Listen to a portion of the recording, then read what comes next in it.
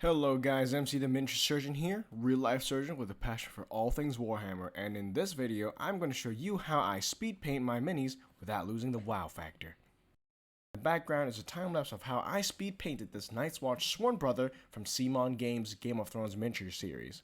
Guys, do check them out, they have some really detailed minis that are just awesome to paint and play, link in the description. Now without further ado, let's go ahead and start with our first tip. Tip number 1. Plan your painting sequence. Guys, this is often overlooked, but 30 seconds of planning with a piece of paper just before you spend an hour at your painting table can save you valuable minutes and even hours down the road. What I generally do is I line in and then block in the darkest colors that span the largest areas first. So in this example, I decided to block in the black cape of my Sworn Brother as my very first step. Starting off with a smaller brush to line in the areas adjacent to other parts, then slapping on the color onto the rest of the mini. This is to bear in mind that we are all human and we can't be focused 100% of the time, so knowing where you can be messy saves your focus for areas that you need to be neat. Now after the dark areas are done, I'm going to move on to progressively lighter colors, bearing in mind where you can and cannot be messy. Now since we're using a lighter color, even if we do make a mistake onto the dark areas, they should be easily covered with the dark paint. And just know the other side of the story is not true. So knowing where you can make mistakes can save you valuable minutes. Tip number 2, batch painting. Now guys, I know you've all heard of this tip before, but what I want to hammer home in this video is how to determine the size of the batch that you should use. Again, taking into account human nature, we get bored if we get stuck doing repetitive things, and it would be a waste of time if we just put the whole project aside after base coating 100 grots. Trust me guys, that has happened. The goal is to pick the smallest size batch that your painting technique would allow, and then go along with it. But what does that mean? Well, here are two extreme examples. If I'm layering a bunch of Tyranids, I might only line up 5 models each time, so when I get to the 5th mini, the first one would be dry. However, if I'm using washes or contrast paints for a robe, I would line up maybe 10 models, since it would take that much longer until the first model is dry. But not too many models I won't be able to keep an eye on the drying wash to check for pooling. Now in summary, you should decide your batch based on the minimum number of models you can paint weighed against the time needed for your chosen painting technique to dry.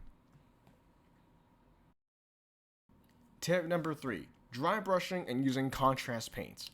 These two are popular techniques for speed painting that can often give excellent results if used well.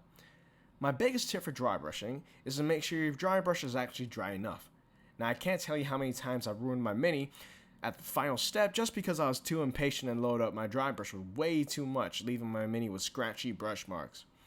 Making sure your brush is barely leaving any pigments on your tissue before you use it, and more importantly, make sure the last layer of paint on your mini has dried, or the same can happen. In this video, I'm using almost exclusively contrast paints for my Night's Watch Sworn Brothers. Using contrast paints can help speed up your painting time significantly, since it does the base coat, the highlight, and the wash in the same coat, to varying degrees of effect of course.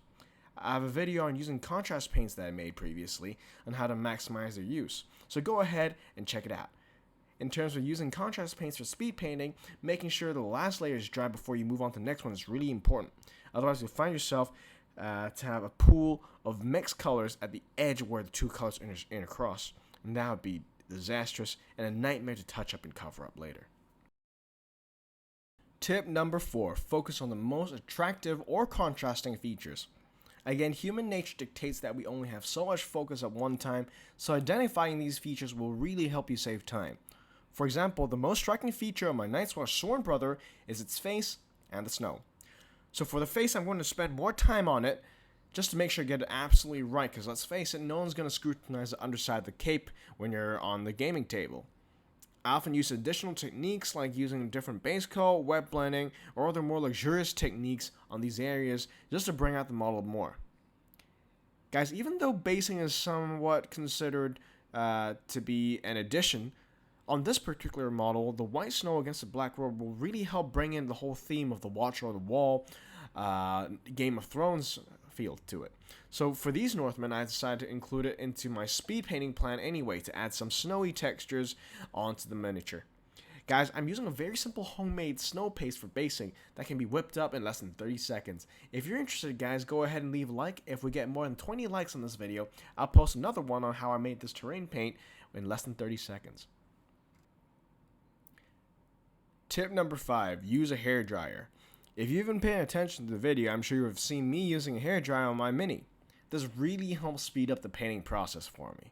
So instead of sitting there waiting for the paint to dry, I get an access to a technique that helps me move on the painting process immediately to the next step.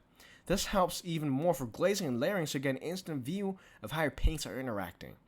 Now remember, as much as it feels great to have it on full blast on high heat, only use it on low setting, and be particularly careful when you're using it on washes and contrast paints, since the high settings can really blow the paint into places you really don't want them to go.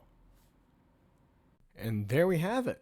Our nice wash swarm brother is ready to step into the snowy marshes beyond the wall in just over 18 minutes.